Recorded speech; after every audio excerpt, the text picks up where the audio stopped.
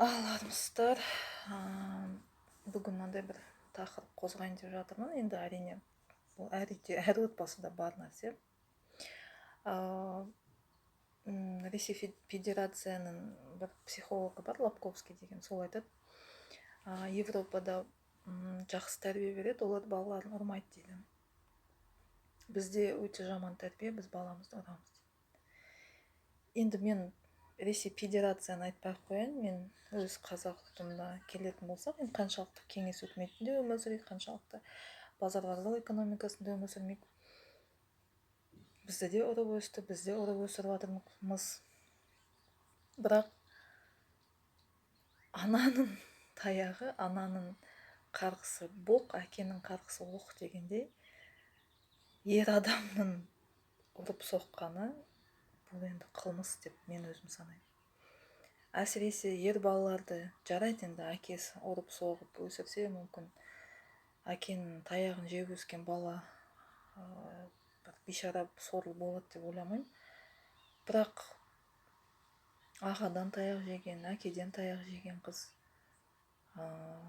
ертең өскенде ес-дұрыс бойжеткен, толыққанды өзіне жақсы жар табады, сенімді болады деп мен мысалға өзімнің өмірімнен мен мысалға өйтіп кепіл бере алмаймын.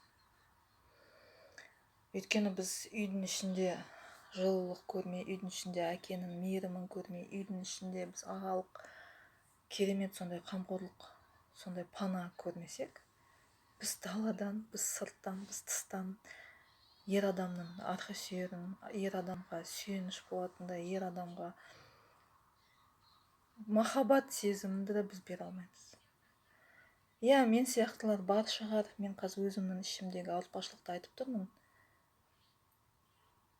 Бірақ мен одан қорқып жатқан жоқ, мен ұялып жатқан жоқпын. Өйткені ауруын айтпаған ауырмай өледі дейді. Білмеймін, барлық нәрсе айтылып жатыр ғой. Қазір мені естіп жатқан ер азамат болсын, ағалар болсын, көкелер болсын, үлкен өтініш, әйелдеріңізді сабамаңыздар, ұрмаңыздар, қыздарыңызды да ұрмаңыздар. Қысқасы, қылмыс жасамаңыздар, үлкен өтініш.